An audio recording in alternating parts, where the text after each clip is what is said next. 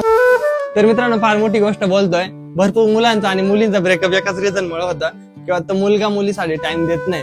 आणि पोरांचं कसं असतं माहितीये का, जेव्हा एखादी मुलगी नवीन नवीन आयुष्यामध्ये येते ना, ते मुलं पूर्ण टाइम त्या पोरीसाठी देत असतात. म्हणजे अक्षरशः गाडी चालताना सुद्धा फोनवर बोलत असतात किंवा किती महत्वाचं काम असलं तरी ते चॅटिंग करत असतात किंवा कुठे गेले त्या मुलीसाठीच काहीतरी घेत असतात किंवा तिला सगळं दाखवत असतात. पण एक वेळ अशी येते का जेव्हा ती पोरगी त्याला भेटते ना, तेव्हा त्याला असं वाटतं भाई आपल्याकडे आता पैसा पण पाहिजे आणि करिअर पण पाहिजे, तेव्हाच ती मुलगी आपल्याला भेटेल.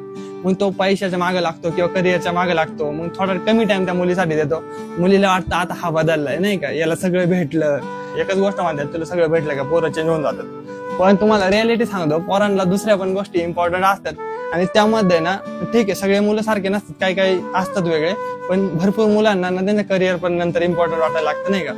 मग त्यावेळेस त्या पोरांना समजून घेत जावा, कारण बाकीच्या पण गोष्टी इम्पॉर्टंट आहे. आणि तुम्ही पण लगेच तुमची प्रायोरिटी चेंज नाही करायला पाहिजे. तुमच्या आयुष्यात लगेच दुसरा मुलगा येता कामा नये. थोडा वेळ त्या पोरांना पोरं पण सेट होतील.